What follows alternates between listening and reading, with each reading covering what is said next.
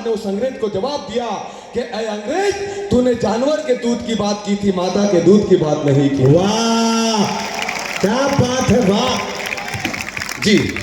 एक मुक्तक गाय माता के सम्मान में और एक मुक्तक आखिर में वो सुनाऊंगा जिसपे शैलेश लोढ़ा जी, तारक मेहता जी अपने आंसू नहीं रोक पाए साहब। ये दो मुक्तक अगर आप सुनना चाहते हैं तो मुझे ताली बजा के अनुमति दे, इजाजत दें। बहुत बहुत शुक्रिया, बहुत बहुत शुक्रिया।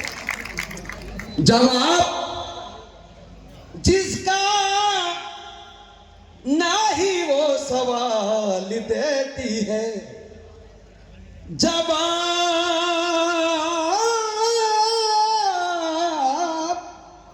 जिसका नहीं वो सवाल देती है। सुना है दिल की ये हसरत निकाल देती है। जिसकी माँ मर गई हो जन्म दे के बच्चे को, अरे ऐसे बच्चे को मेरी गाय पाल देती। वाह वाह, बस क्या कहने, वाह। बस आखिर में वो मुक्तक सुनाऊंगा साहब। स्वागत साहब।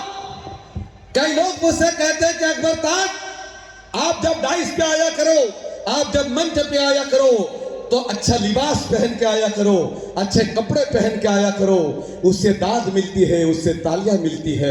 मैं उन्हें कहता हूं कि अगर कविता में दम होता है, शायरी में दम होता है तो तालियां अपने आप मिल जाती है दोस्तों। किसी शायर ने कहा था कपड़ों को लेके, कहा था कि रह के खामोश भी हर बात बता देता है, और चेहरा अच्छे बुरे हालात बता देता है, और लाख कपड़ों से छुपा ले कोई खुद को, लेकिन लहजा इंसान की औकात बता देता है। सर साहब, मिस कॉल और कॉल को लेके बहुत सारी बातें आपने सुनी होगी शायरों से, कवियों से, लेकिन इन शब्दों को अपनी महबूबा, अपनी प्रेमिका तक ही महदूद रखा शायरों ने, कि मेरा बैलेंस लेकर दूसरे को कॉल करती है, मुझे मिस कॉल करती है। इस टाइप की बातें आपने बहुत सारी सुनी, लेकिन अकबर ताज ने इन शब्दों को आगे बढ़ाने की कोशिश की और पूरे हिंदुस्तान से बाहर भी ये मेरी पंक्तियां पहुंची, और शैलेश लोढ़ा जी अपने आंसू नहीं रोक पाए साहब। वो पंक्तियां निवेदित करना चाहता हूं। उससे पहले बेटियां क्या होती है साहब बताना चाहता हूं कि वो चेहरा देख के फौरन मुसीबत जान लेती है। कभी गीता वो लेती है, कभी कुरान लेती है, और पड़ोसी से भी वो छलनी कभी मांगा नहीं करती। मेरी बेटी दुपट्टे से भी आटा छान लेती है।